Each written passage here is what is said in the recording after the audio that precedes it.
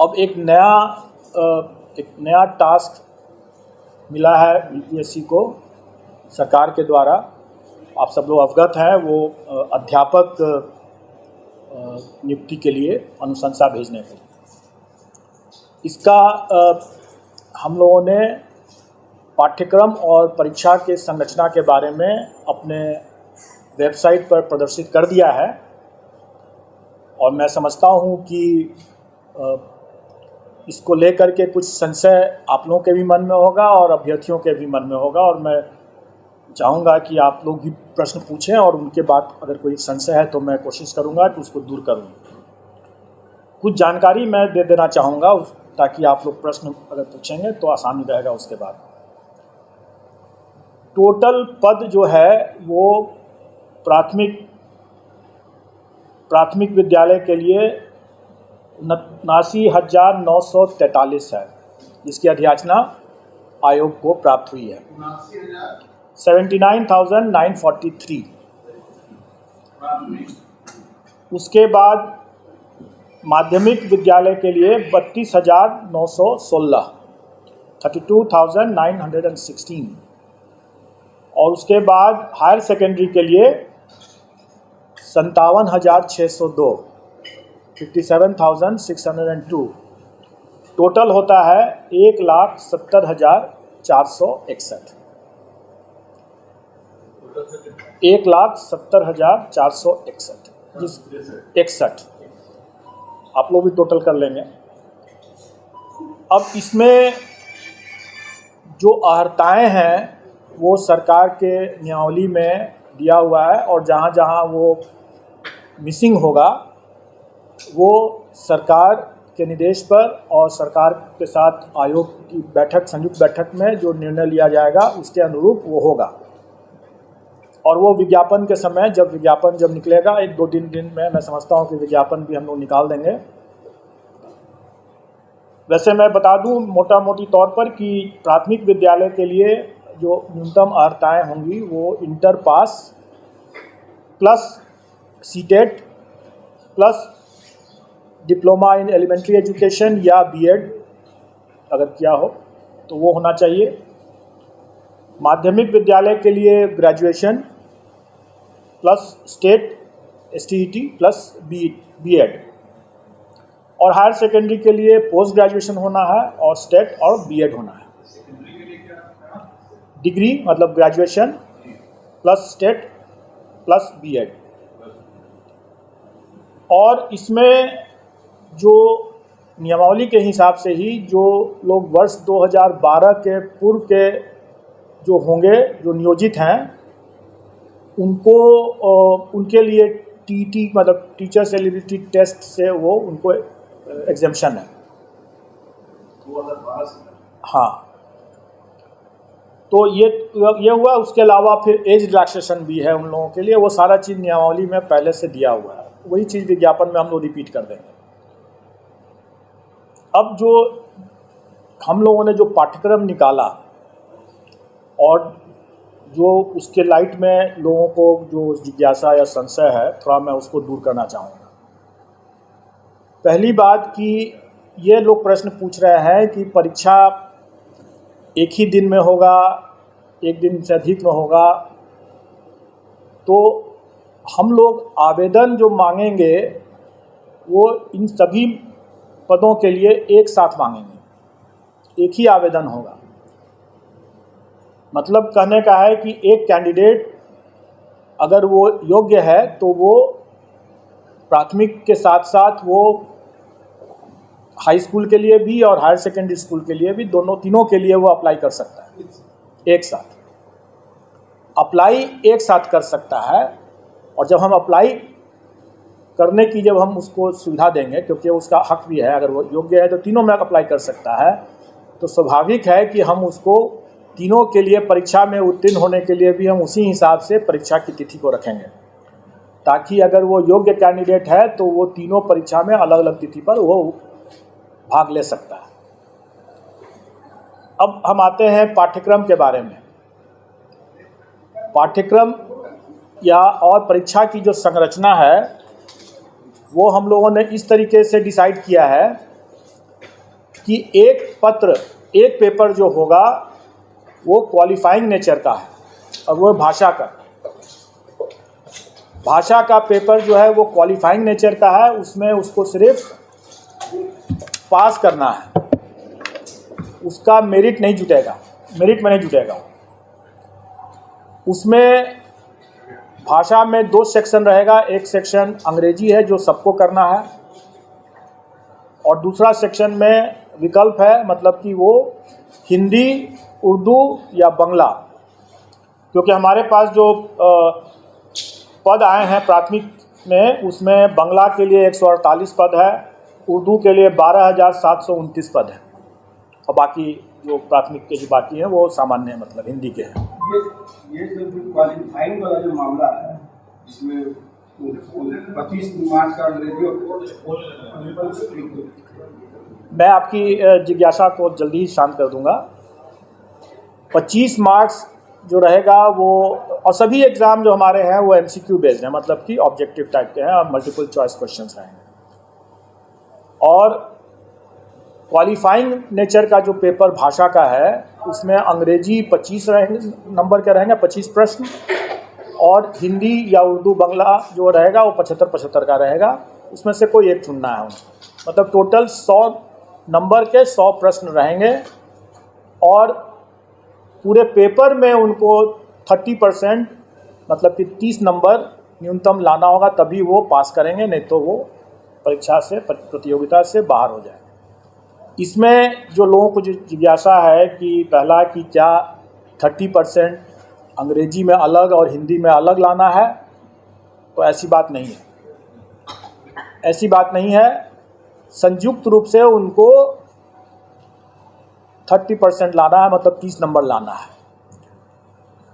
लेकिन मेरा यह मानना है कि ऐसा नहीं हो सकता है कि कोई शिक्षक हो और वह सड़क पर अगर चल रहे हैं और सड़क पर जो रोड पर जो साइनेजेस रहता है वो अंग्रेजी में भी रहता है, तो उसको न पढ़ सकें, वो शिक्षक क्या हुए? जो राह चलते हुए जो रोड के जो साइनेजेस है उसको अंग्रेजी में अगर लिखा हुआ है तो उसको भी न पढ़ सके हैं, तो क्या वो अच्छी गुणवत्ता के शिक्षक हुए? इसलिए हम लोग प्रश्न के स्तर को हम लोग इस तरह से रखने का कोशिश करेंगे कि हम उनको, अंग्रेजी जरूर सरल रहेगा, कठिन नहीं रहेगा। हम मानते हैं कि यहाँ पर हिंदी भाषी प्रदेश है तो अंग्रेजी का प्रश्न कठिन नहीं रहेगा, लेकिन इसका ये मतलब हुआ कि हिंदी का भी प्रश्न सरल नहीं होगा, क्योंकि अगर हिंदी का प्रश्न भी सरल हुआ और अंग्रेजी का प्रश्न भी सरल हुआ तो सब हिंदी ही देख करके निकल जाएंगे। इसलिए थोड़ा हम लोग भी दिमाग लगाएंगे और मैं चाहूँगा कि अभ्यर्थी भी थोड़ा तो अंग्रेजी भी पढ़ ही लें, ताकि वो शून्य ना हो अंग्रेजी उनका, क्योंकि शून्य से अगर फिर वो आगे नहीं बढ़ पाएंगे, राह चलता वो साइनेज भी नहीं पढ़ पाएंगे, तो वो अपने छात्रों को कैसे पढ़ाएंगे। ये रही बात जो हमारे वैकल्पिक जो क्वालिफाइंग नेचर के जो भाषा का जो पत्र है उसके बारे में मैंने बताया। इसके बाद अब मेन पेपर होगा। मेन पेपर 150 नंबर का होगा जिस पर कि मेरिट होगा, और हर स्कूल के कैटेगरी के लिए एक ही मेन पेपर है। जैसे प्राथमिक के लिए सिर्फ एक मेन पेपर है, अगर हम हाई स्कूल के लिए जाते हैं तो उसके लिए भी एक ही मेन पेपर है, और अगर हम इंटर स्कूल के लिए भी जाते हैं, मतलब हायर सेकेंडरी स्कूल के लिए जाते हैं तो उसके लिए भी एक ही मेन पेपर है।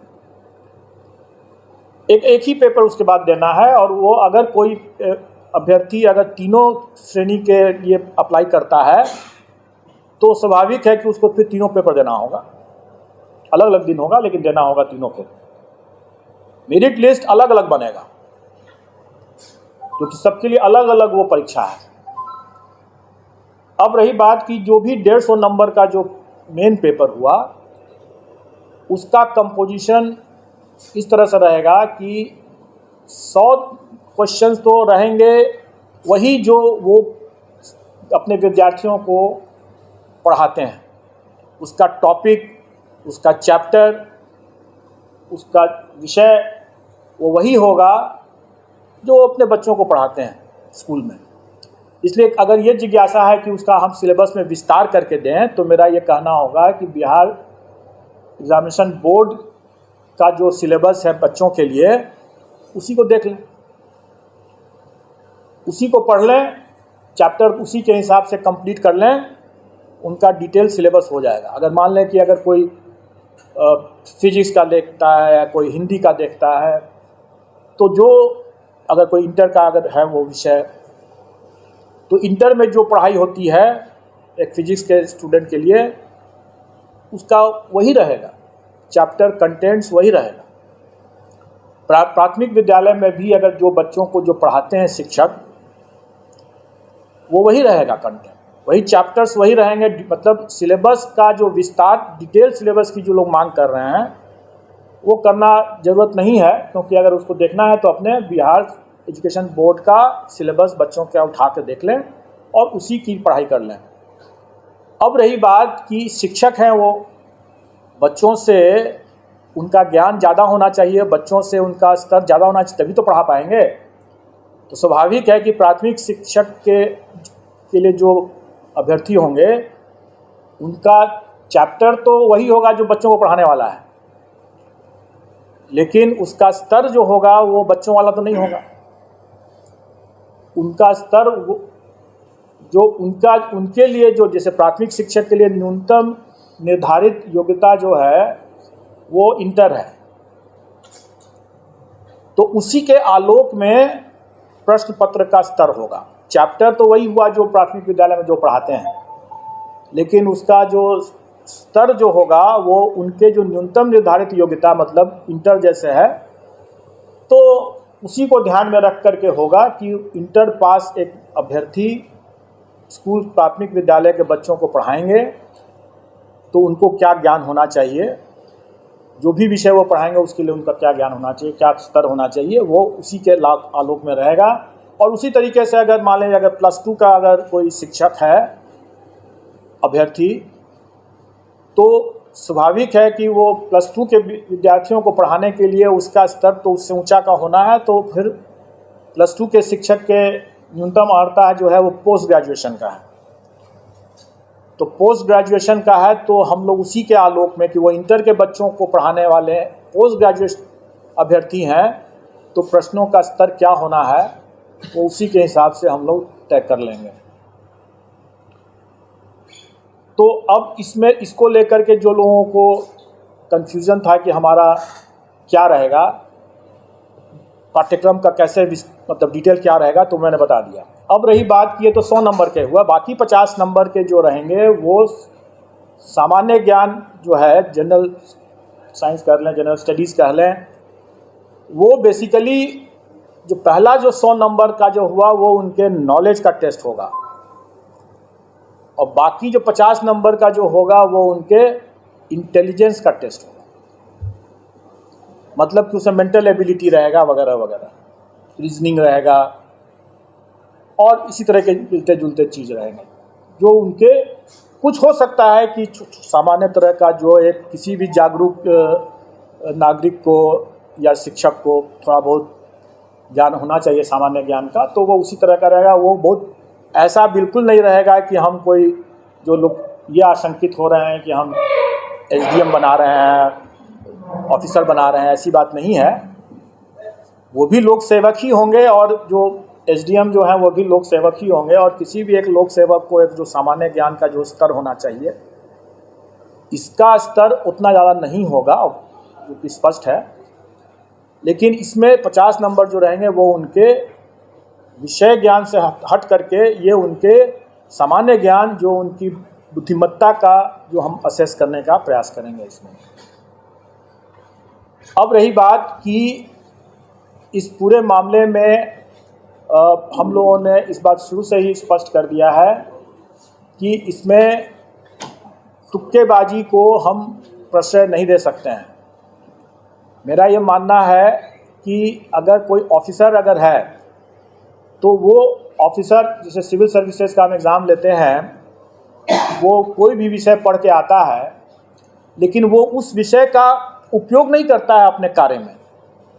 अगर वो मान लें कि फिजिक्स पढ़ के आया तो सीधे वो फिजिक्स का उपयोग थोड़ी कर रहा है अपने कार्य में, लेकिन शिक्षक जो है वो सीधे अपने उस ज्ञान का उपयोग कर रहा है। अगर वो फिजिक्स पढ़ के आया है या हिस्ट्री पढ़ के आया है तो वो उसका उपयोग कर रहा है अपना ज्ञान बांटने में, अपने विद्यार्थियों को पढ़ाने में। वो अपने ज्ञान के मामले में तुक्केबाजी अगर करते हैं तो ज़्यादा खतरनाक होगा, वो बच्चों के लिए भविष्य से खिलवाड़ वाली बात होगी। इसलिए हम उनको तुक्केबाजी पर अंकुश शुरू से ही लगाएंगे और इसलिए हम इसमें नेगेटिव मार्किंग रखेंगे।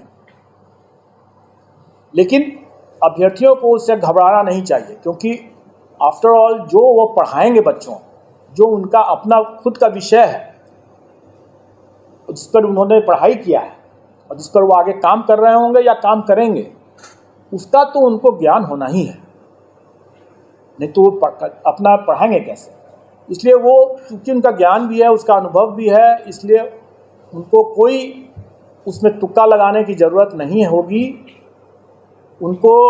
और इस बार तो मतलब कंबाइंड सिविल सर्विस की तुलना में सक्सेस रेशियो जिसमें जो होना है, जैसे 1,70,000 से ऊपर वैकेंसी है,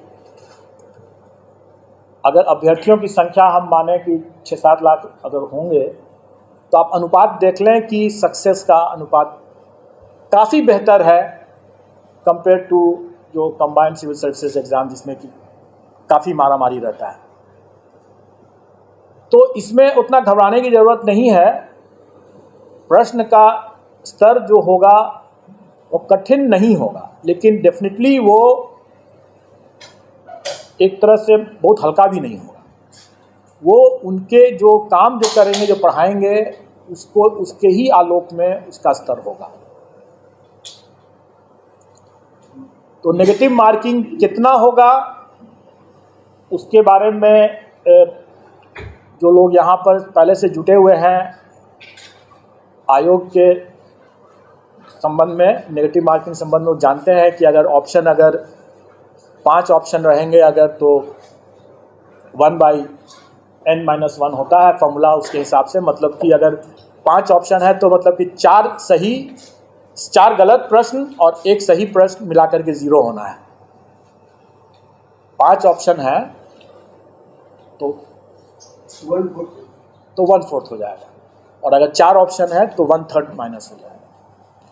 ये स्टैंडर्ड स्टैटिस्टिकल फॉर्मूला रहता है और इसका निर्णय हम लोग कर देंगे और वो परीक्षा में भी उन लोग पता चल जाएगा, लेकिन इससे घबराने की बात बिल्कुल नहीं है।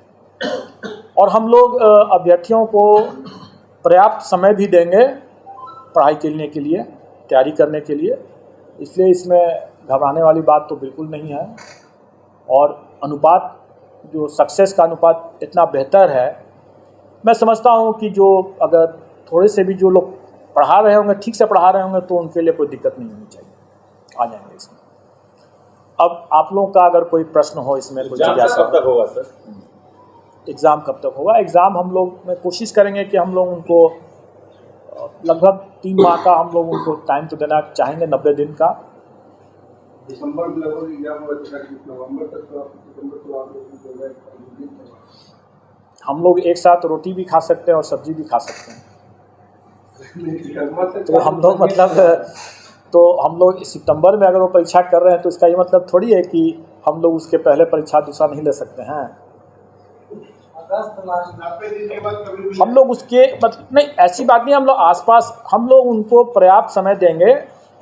और मोटा मोटी आप ये समझ के चलें कि अगस्त महीने में एग्ज़ाम होगा, अगस्त महीने में एग्ज़ाम होगा। हम लोग अभी चूँकि वो ये एग्ज़ाम 4 दिन चलेगा, क्योंकि 4 पेपर हो जाते हैं, और चूँकि हमें सबको मौका देना है, प्राथमिक के लिए भी और हाई स्कूल के लिए भी और हायर सेकेंडरी के लिए भी, इसलिए वो हमें समय लगेगा उसमें।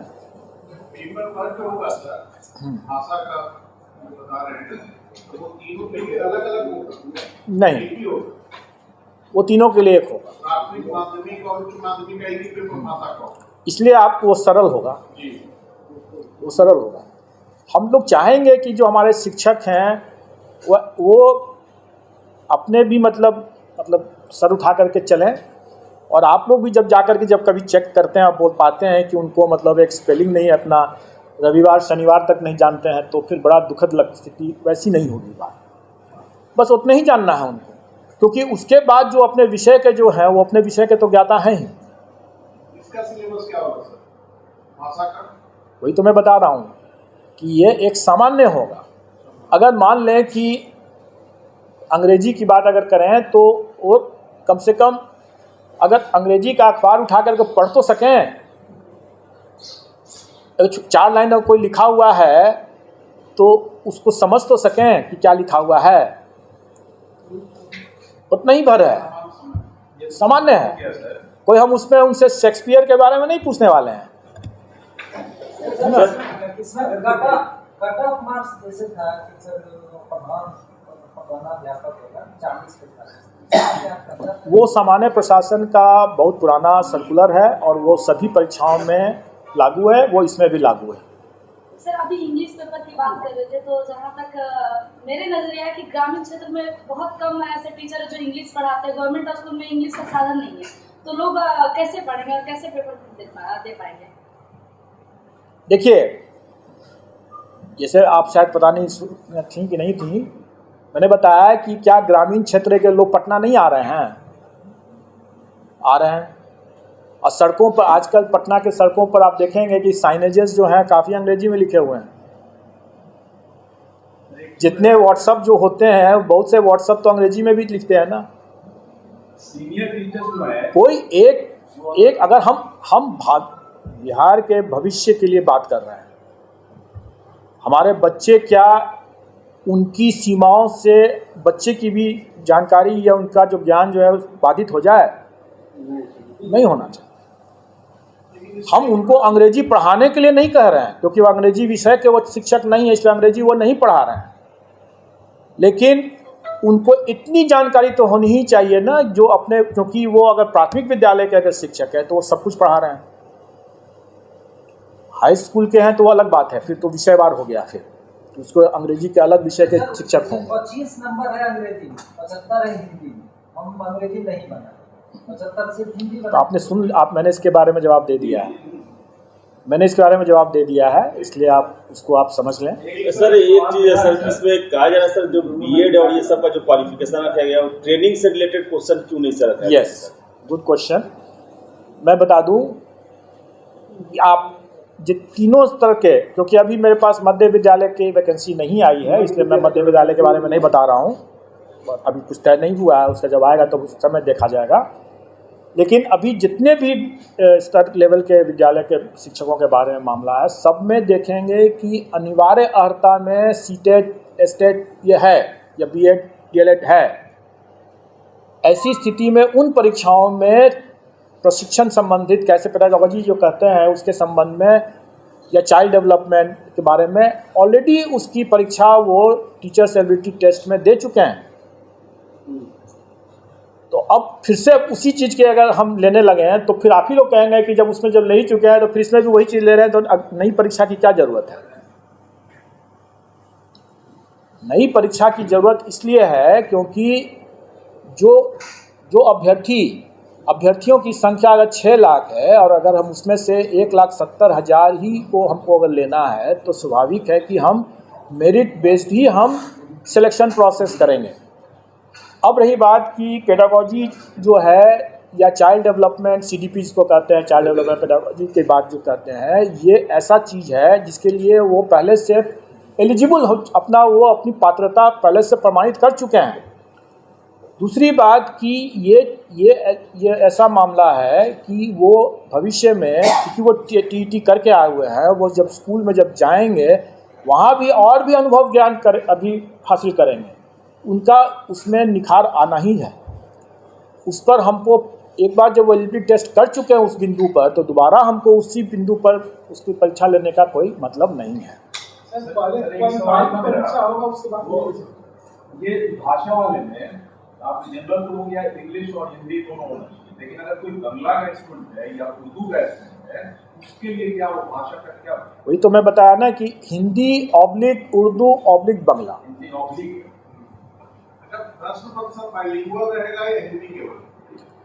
देखिए, प्रश्न पत्र जो हमारा जो सब्जेक्ट का जो रहेगा वो बाइलिंगुअल रहेगा, लेकिन नेचुरली अगर हिंदी का प्रश्न अगर है का पेपर है तो हिंदी में ही सिर्फ रहेगा, अगर इंग्लिश का है तो फिर उसमें हिंदी तो नहीं रहेगा।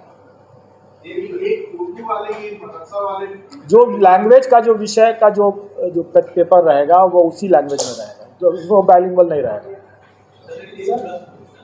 ये पीईटी को लेके बिहार में तो अब तक परीक्षाएं हुई है, इसमें महिलाओं को विशेष छूट दिया गया है कि 85% छूट दे दिए, 85 मार्क्स। तो क्या वो छूट आप जारी रखेंगे या फिर 90 का है? देखिए, जो मिनिमम क्वालिफाइंग जो कट ऑफ है वो सरकार के द्वारा पहले से निर्धारित है, उसमें महिलाओं के लिए अलग है, सामान्य के लिए अलग है, वो उसका पूरा आप लोगों को ज्ञान होगा, हमारे पाठ्यक्रम में भी वो फॉर्म परसेंटेज लिखा हुआ है। अब रही बात कि सरकार ने इस बात जो नियमावली जो बनाया है उसमें प्राथमिक विद्यालय के शिक्षकों के लिए शिक्षकों के पद पर महिलाओं के लिए आरक्षण जो है 50% शायद रखा है, 50% रखा है, तो अन्य में 30% या 35% है। प्राथमिक में 50 और अन्य में 35। अन्य में जो पहले से है वो सही रहे, और प्राथमिक विद्यालय के केस में 50% आरक्षण महिलाओं के लिए।